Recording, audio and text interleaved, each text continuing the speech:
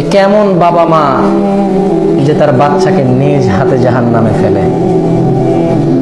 এ কেমন বাবা মা যে তার বাচ্চার অনন্ত জীবন নষ্ট করে এমন একটা জীবনের পিছনে ছোটে, যে জীবন এই বাপই জানে নাকি আগে বাপ মরবে নাকি ছেলে মরবে।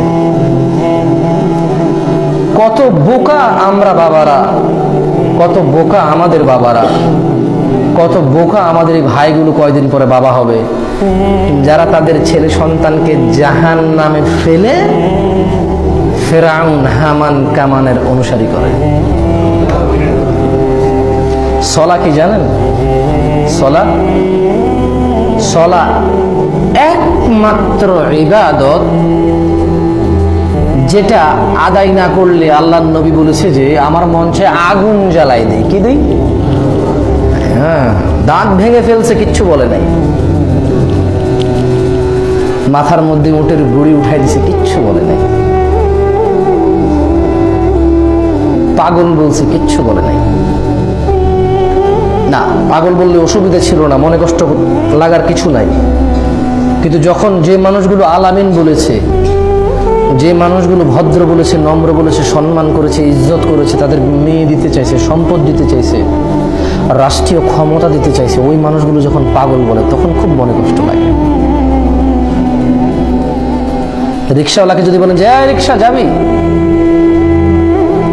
25 বছর 30 বছরের ছেলেরা 50-55 বছরের বলে রহিম যাবা, সুমন যাবা, চেনি আর কি এলাকার, যাবি, ওর কিন্তু মনে কষ্ট লাগে না, ও জানো রিক্সাওয়ালা। কিন্তু আল্লাহ নবী সাল্লাল্লাহু আলাইহি ওয়াসাল্লাম তখন আলামিন ছিলেন, তখন তিনি এতটা ইজ্জতের অধিকারী ছিলেন যে এরা বললো যে তোমাকে ক্ষমতা দিয়ে দেব। তখন তিনি এতটা বিশ্বস্ত ছিলেন, বললো যে সবচেয়ে সুন্দরী মেয়ে দিয়ে দেবো তোমাকে। তিনি এতটা বিশ্বস্ত ছিলেন যে সবার থেকে সম্পদ এনে এনে তোমাকে আমাদের সবার ধনী করে দেব। ওই লোকগুলো যখন পাগল বলে কত দুঃখ লাগার কথা। তিনি বলেননি, কিচ্ছু বলেননি, কিচ্ছু মানে কিচ্ছু, কোনো বদদুয়া দেননি।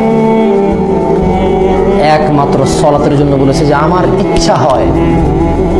এবার চুপ করে চোখ বন্ধ করে ভাবুন তো, আল্লাহ নবীর ইচ্ছা হচ্ছে, মানে মনটা পুড়ে যাচ্ছে, এরা নামাজ পড়ে না যে আগুন লাগাই দিই, কত দুঃখ হচ্ছে চিন্তা করুন তো। একটু চোখ বন্ধ করে ভাবুন,